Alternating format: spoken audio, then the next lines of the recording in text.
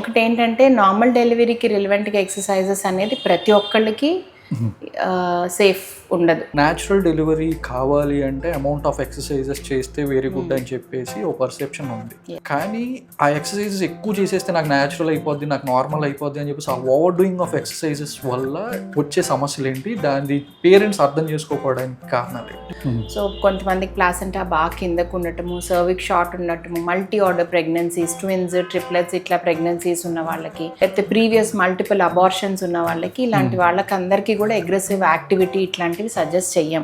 Okay. So నేను ముందు చెప్పినట్టు ప్రతి ప్రెగ్నెన్సీ డిఫరెంటే and every day in a pregnancy is a different experience. So అట్లాగే యూజువల్గా అంతా నార్మల్గా ఉండి హెల్దీగా ఉన్న ప్రెగ్నెంట్ విమెన్ని 20 వీక్స్ దాటిన తర్వాత నుంచి కూడా we advise them to go with these prenatal exercises. We do it in an organised way.